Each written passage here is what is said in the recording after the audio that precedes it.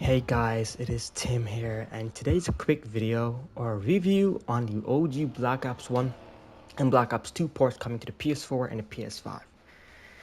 Now, unfortunately, today is not a positive video about these ports, so if you're looking for a positive video, you may as well click off, because this is a negative video. So, I've been seeing around the community, people are so pumped up, excited for the OG Black Ops coming to like the PS4, PS5, right? I just want to say right now, keep your hopes down or do not get excited at all. The reason why I say that because this is Iron Galaxy we're talking about. Now, if you guys don't know who Iron Galaxy is or the history behind Iron Galaxy, is that they have messed up ports or messed up releases back then. Like they already messed up a Batman Arkham Knight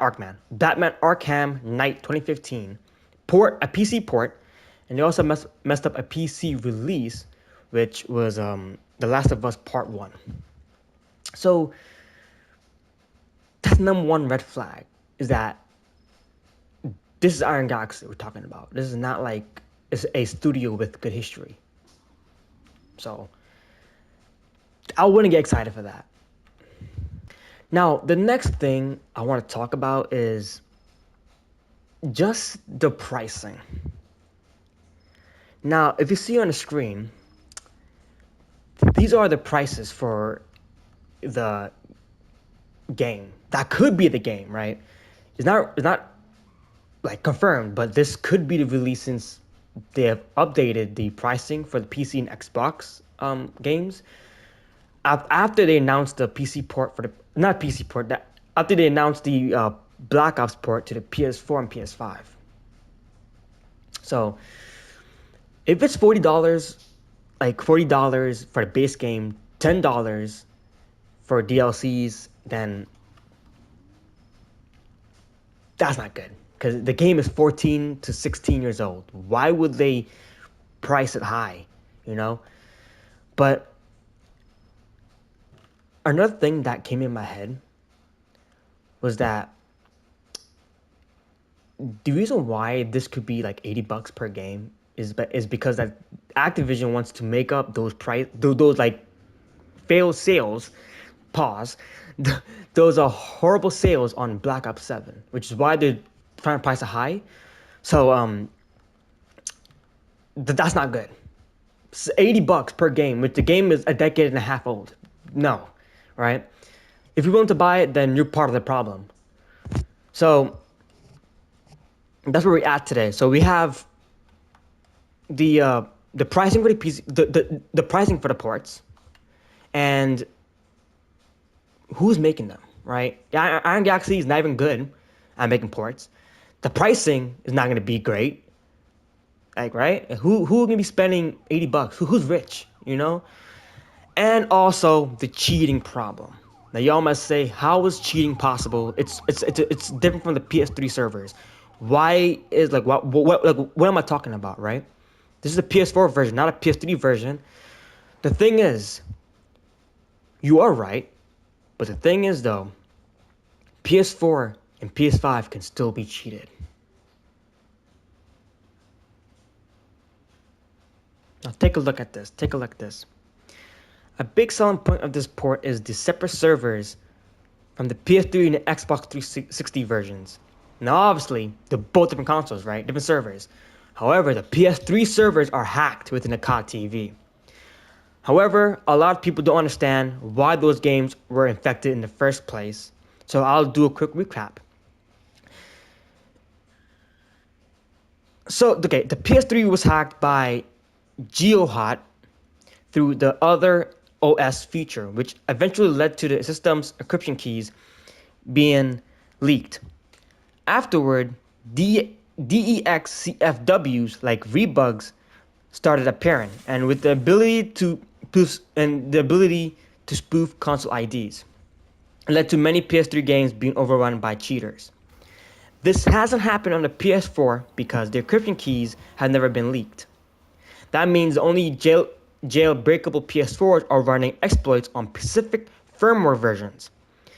The upside is that all of these systems are on lower firmware versions that cannot go online. The same applies to the PS5 jailbreaks. So you might think the PS4 and PS5 are safe, but that's not entirely correct. The PS4 and PS5 has certain consoles called dev kits and test kits. These consoles aren't similar to the retail variants. They have debug options and can run in DEX mode. A lot of people think, oh, they're paperweight because they can only run debug packages and not retail packages, which is completely true. However, retail packages can be dumped and converted into debug packages. People have already seen jailbroken PS4 with the installed BO1 and BO2 packages that can't run due to licensing restrictions. These games have already been dumped as debug packages, and once the licenses become available and the game releases, people will be able to run on them on jailbroken PS4s. Dev kits and test kits. From there, they can begin the process of decompiling and finding the offsets needed for cheats and development using IDA or whatever reverse engineering tools they prefer. The thing is, older test kits and dev kits can be downgraded and upgraded even without being officially activated, thanks to an exploit present on older 5.05 firmware versions. Basically, they can fake activate the kits on older firmware and install modified packages and RTM tools that update to the latest firmware, sign in online, and mod games. This already happens on older games like The Last of Us, Call of Duty Ghosts, and Call of Duty Black Ops 3. People sell services for these games and keep it relatively low-key, but the difference is how Black Ops 1 Black Ops 2 Theta mode works.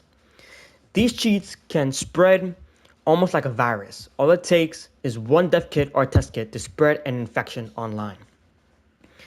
The process is tedious, and the average person won't be able to do it, but it requires decent scene knowledge, not only in reverse engineering games, but also in dumping and recompiling packages into debug packages.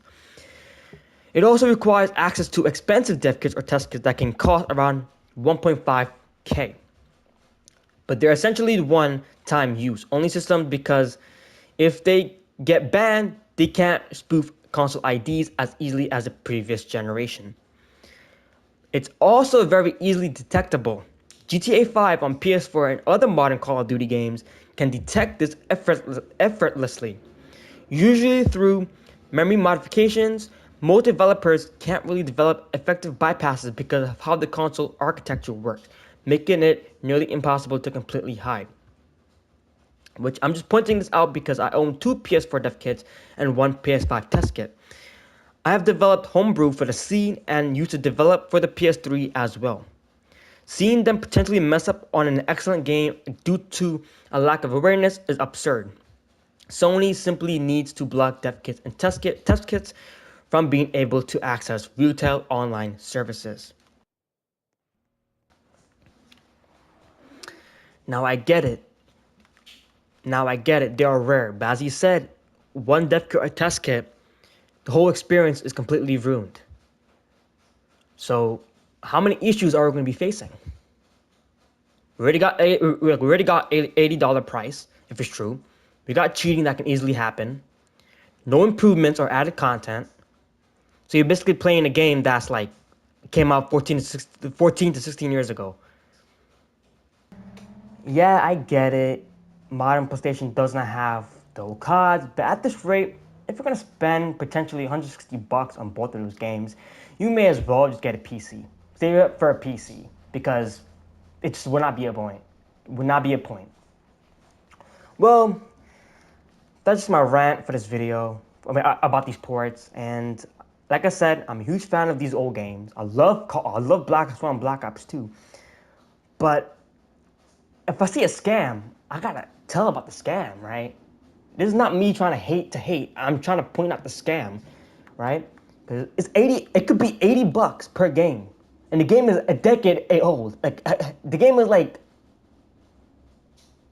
10 plus years old, dude. You know, like, why even spend it? But thank you guys for watching this. Thank you for watching this video. This is like unacceptable for a AAA title company. And yeah, see you guys next time. Peace out.